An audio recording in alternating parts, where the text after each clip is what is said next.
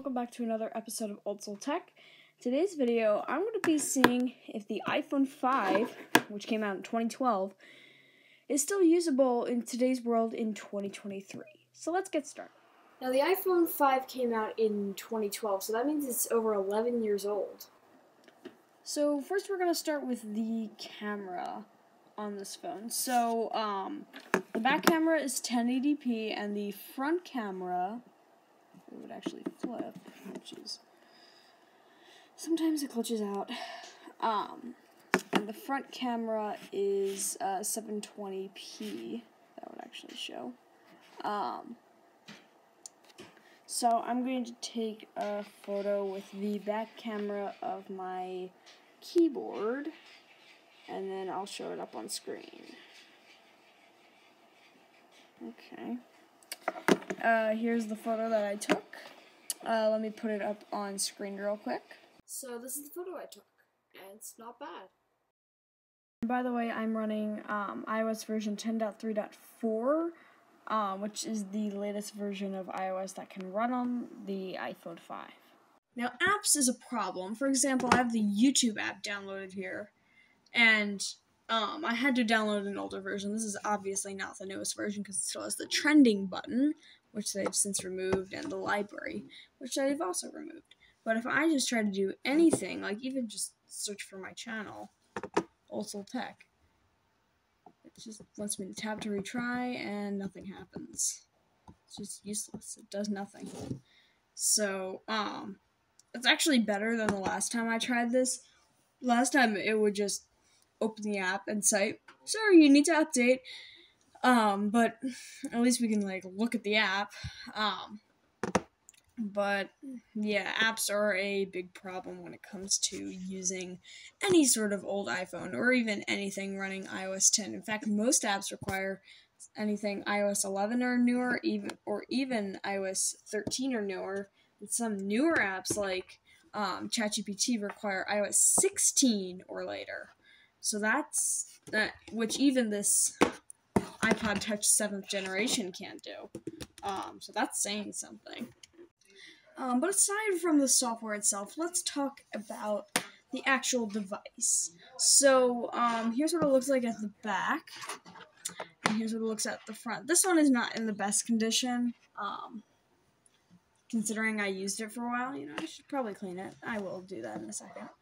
On the side, we have the ringer switch, which obviously just activated. Volume up. Jeez, that's hard to press. And volume down. I guess that's stuck. That was weird.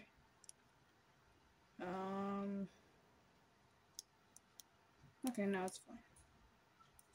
Just kind of hard to press. And then at the bottom, we have a lightning port, which was something completely new for Apple, because if you look at the iPhone 4, which I have here, this guy uses one of these big, bulky 30-pin dock connectors, which takes up a lot of room on the bottom, so much that they had to put the headphone jack at the top. But Apple trimmed down the connector, and gave us the lightning port, which I'm very happy about. So now we have a more modern connector. And even though Apple doesn't use lightning anymore on their newer phones like the 15, now uses a USB-C connector instead of lightning. But even though any new phones don't use the lightning connector, most people haven't upgraded to the 15 yet and still have a 12, 13, or 14, or even some people still have like 10Rs and stuff like that. So that it's honestly not that out of date. But I honestly think this is Apple's most beautiful design. Even looking at the newer phones like the 14, which I do like the design of, this is just nice. Like, it's a piece of art. I mean, the 4 isn't as much. I mean, I like the black and white design, but this is just nice. It looks, it kind of reminds me of the look of the original iPhone SE, but that's what the outside of the iPhone 5 looks like, and I really do like it. And, oh, there's the SIM card tray. And of course we have a home button, and it was the last, I'm pretty sure it's the last iPhone to not have a fingerprint reader. But yeah, that's the, let's look at the outside of the iPhone 5. So let's take a look at the supported iOS versions. So anything iOS 5 and older won't work, and anything iOS 11 and newer also won't work. So that just leaves iOS 6, 7, 8, 9, and 10 as your options. 10 being the newest, and that's what I'm running in this video, but you can run any between that scale. I also thought I'd test out the microphone, so I'm recording audio from the iPhone 5's built-in microphone on the Voice Memos app in iOS 10, so here's what it sounds like. Hopefully it sounds pretty good. I guess we'll find out. Compare it to the built-in microphone on the iPhone 4, so let's see how this sounds compared to the iPhone 5.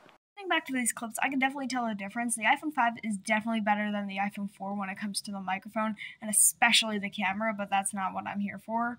I will get to the camera in just a second, though, but the microphone is definitely better on the iPhone 5, even if it's not that big of a change.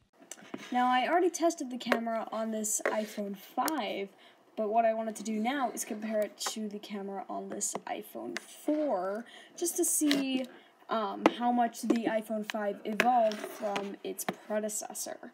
So I took a few photos around the house, including a fireplace, a pine tree, and which was out in my front yard, and a few other of my collectibles to compare. So we'll start with this indoor photo of my fireplace. So now this was on the iPhone 4, and this was on the iPhone 5. Let's go with an outdoor scene. This is my pine tree shot on the iPhone 4, and now on the iPhone 5. Next, we'll do a little RGB, and here's it on the iPhone 4, and now on the iPhone 5. As you can see, it's not a huge difference, but it is definitely noticeable, especially with these low lighting conditions when taking photos. But even though the iPhone 5 looks pretty good when compared to the iPhone 4, I thought I would compare it to this iPod Touch, which came out in 2019. So I wanted to see if the camera got better or worse over time. I'm hoping it's better, but let's find out. So, yeah. Back to that tree photo. Here's the shot on the iPhone 4, now on the iPhone 5, and finally on the iPod Touch 7th generation. So tell me what you think looks better in the comments. So do I think that the iPhone 5 is still usable in 2023?